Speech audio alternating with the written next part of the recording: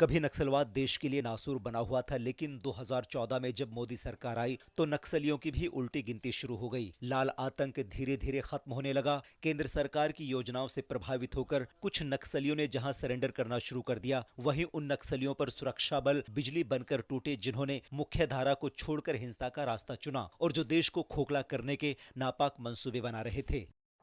हमने माओवादियों को उनके किया की सजा देनी शुरू की। वो दिन दूर नहीं जब माओवादी हिंसा का पूरी तरह से खात्मा हो जाएगा।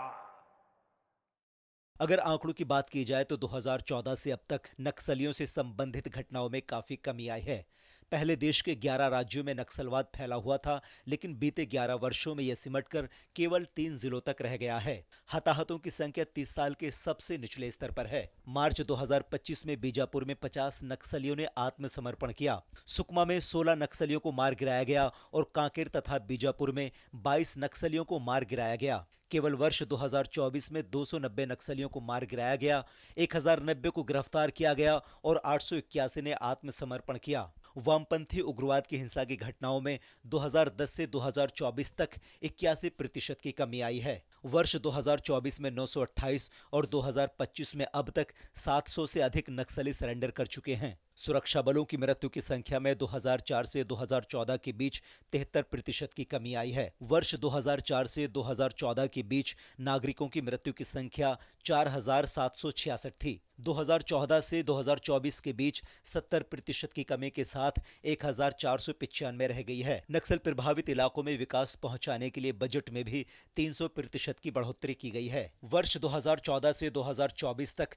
नक्सल प्रभावित इलाकों में 11,503 किलोमीटर हाईवे का निर्माण किया गया। 20,000 किलोमीटर ग्रामीण सड़कें बनाई गईं। पहले चरण में 2,343 और दूसरे चरण में 2,545 मोबाइल टावर लगाए गए।